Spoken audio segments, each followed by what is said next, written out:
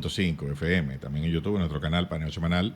Suscríbanse, den like y por ahí nos dejan cualquier comentario y nos piden cualquier tema que en la medida de lo posible trataremos de complacerlo. Síganos también en nuestras redes sociales, Paneo Semanal. Entonces, estamos aquí bueno, en el... teníamos otro programa. Santana fue la espada, Así fue. aunque no le guste a muchos. Fue el que... o una de las espadas principales, porque no fue la única. No fue la única. El hombre fue comandante en el terreno, puso su patrimonio, su ganado, o sea, lideró desde el terreno. Y se opuso a otras corrientes. Y como decía Perón, la víscera más sensible del hombre es el bolsillo. Puso el bolsillo también. Entonces, eso tiene que pesar a la hora de la evaluación histórica. Por eso digo que es un personaje incomprendido. Pero Entonces, es criticado porque nos quiso anexar, pero era oponiéndose a otras corrientes de anexión a otros países. Exactamente. Usted decía del caso de... No, bueno, pero yo lo que quiero que Werner me responda, porque al final sí, pero es que lo estamos entrevistando, porque mi papá no me diga, es que ustedes no dejan hablar al entrevistado. Él sabe, porque él vino aquí, él ha venido aquí y sabe que lo dejamos hablar y mucho. Bueno, habían afrancesados, pro-americanos, pro-inglés, sí, había de todo. Sí, pro-haitianos. Bueno, pero ¿quién fue que Son, prohijó la matrícula de Segovia primero? ¿Y quién fue que fue a España a negociar? Fue el propio Sánchez. Fue Sánchez.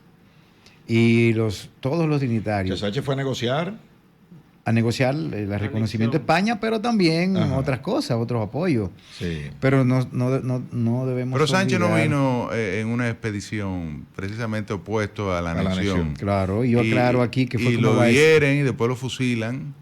Sánchez fue a negociar y después viene entonces a oponerse a lo que él mismo negoció. Sí, pero está demostrado mío. que esa expedición fue baecista. Ajá, que fue una expedición política. Política. La causa de él no era combatir la anexión, sino era combatir al régimen. Yo le voy a decir que ambas. Para no pecar ¿verdad? De ambas. No, pero eso es importante, porque eso rompe muchas, vamos a decir, muchas creencias, ¿no? Que hay. Lo que pasa es que también a Sánchez, como dicen por ahí, fue bien, quizás bien muerto, pero mal matado. Es decir, la manera en que lo fusilaron, que fue una cosa desordenada, incluso lo terminaron matando a palo y a machetazos, porque ni siquiera lo fusilaron correctamente, es decir, no fueron estaban temblando, le pasó como al Che. Como Dios manda, ¿no? Le pasó como al Che. Quedó casi todo el mundo vivo, del pelotón de fusilamiento, después de la descarga, quedó casi todo el mundo vivo, y lo que fue un corredero, y entonces le cayeron atrás, y eso fue a palo. Cuenta la crónica, y una de Rodríguez Tabla, creo que se llama. Sí, Ramón, ¿cómo se llama? Fernández Tabla, algo así. Algo así. Sí, pero que ciertamente. Fue una masacre y que la gente hubo una indignación. ¿Verdad? Ramón González Tablas. Sí, Ramón González Tablas. Pero ciertamente además los españoles estaban muy incómodos por esto, porque normalmente el accionar del fusilamiento debía ser avalado por el Consejo de Indias, por la corona. No podía fusilarse a los súbditos del rey de esa manera como se hizo.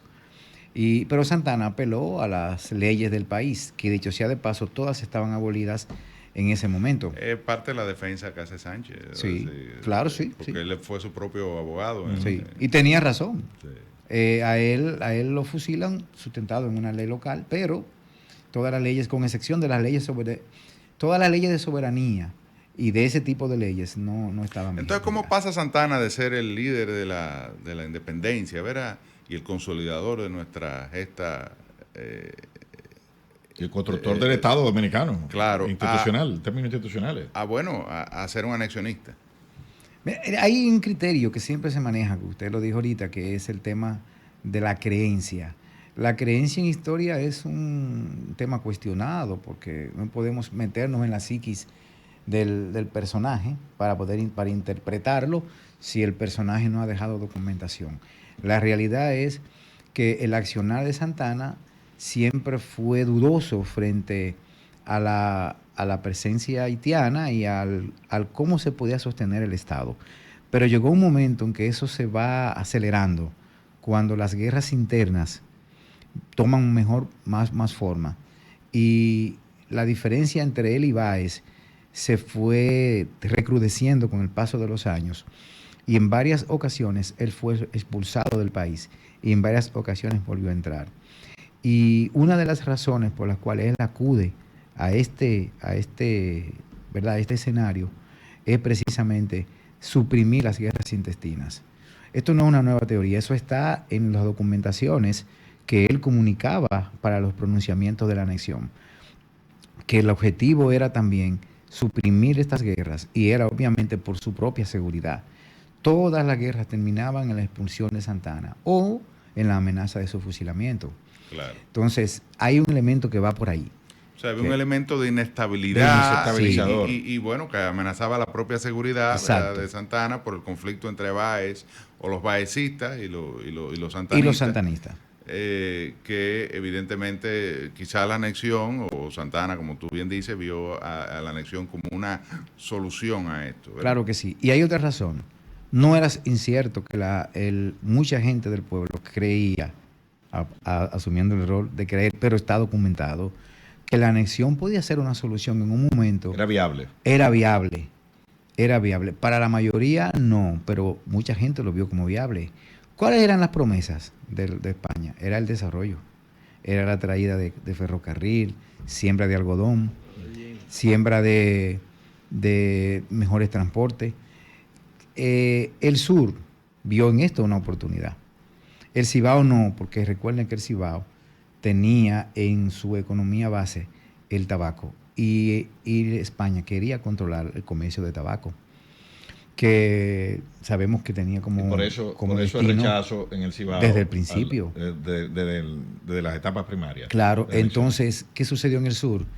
El efecto de la guerra de los españoles con Haití, frente a Haití, que se bifurcó por dos vías. Primero, la supresión del comercio con Haití.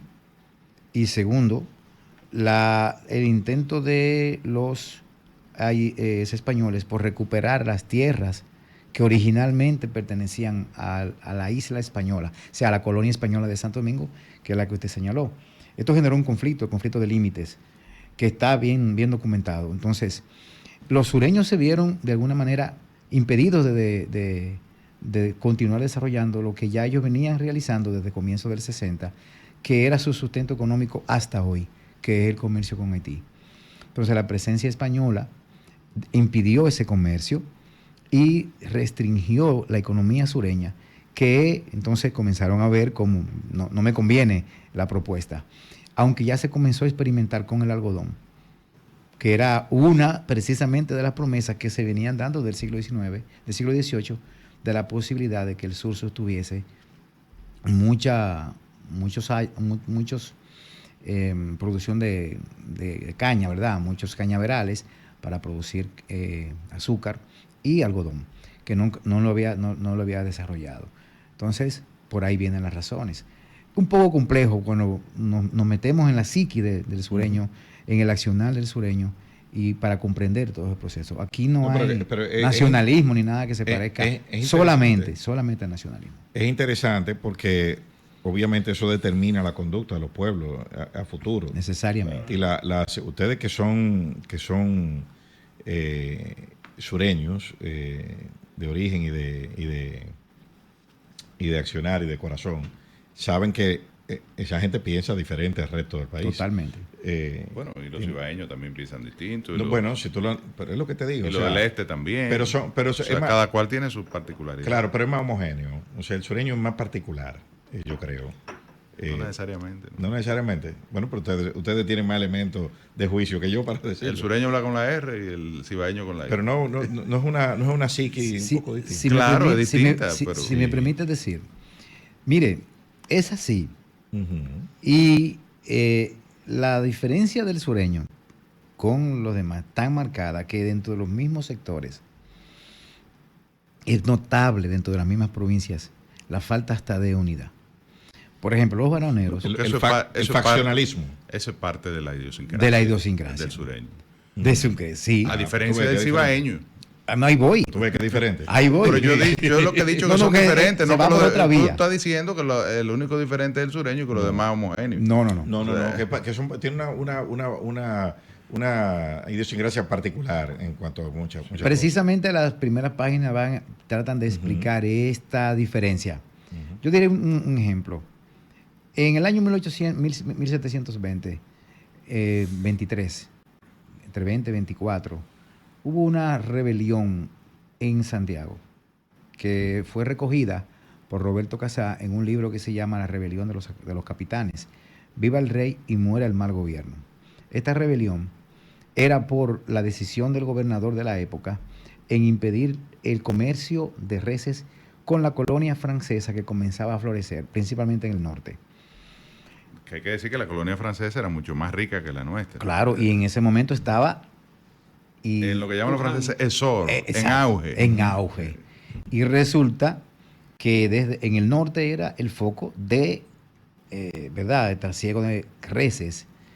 En ese momento, todos los pueblos del Cibao Central se unieron, porque Puerto Plata todavía no había sido refundado, ni Montecristi. Cuando yo hablo del centro, es La Vega, Moca, Santiago, Aúna. En el sur no sucedió lo mismo. El único pueblo que protestó fue Azua. A este impedimento. No se unificaron. Esto marca una tendencia cibaeña a unirse hasta hoy. ¿Pero hay alguna razón por la cual eso no se dio? ¿O simplemente coyunturalmente no sucedió? ¿Hay alguna razón histórica por la cual no se unificaron? Pues la idiosincrasia individualista, es decir... Claro, bueno, faccionalismo. En esta época todavía no estaba creada la ciudad de Neiva ni de San Juan, pero habían personas viviendo. Quiero decir que estas diferencias son básicas para comprender el fenómeno. Lo único que nos lleva a concluir en que el Cibao desde la etapa colonial vivía unificado en objetivos comunes y todavía pelean en grupo. Todavía pelean en grupo. Welner, tú tienes que volver, tienes que volver porque nos quedamos súper cortos. Nos quedó todo prácticamente. No hablamos del libro. No hablamos del libro, para que tú veas. Pero, por favor, repite la fecha de puesta en circulación, el lugar, dónde y la hora. Claro. Será el día 5 de noviembre, martes 5 de noviembre, 11 de la mañana, en la sede del Ministerio de Cultura, frente al obelisco del Malecón. Bueno, Welner, donde está el Partido Dominicano de Trujillo. Bueno, sí. Welner, gracias por venir y ya sabe que tiene que volver. Y agradecer a nuestros oyentes su sintonía este sábado y pedirle que, con el favor de Dios, nos acompañe el próximo sábado en otra edición de Paneo Semanal. Hasta entonces.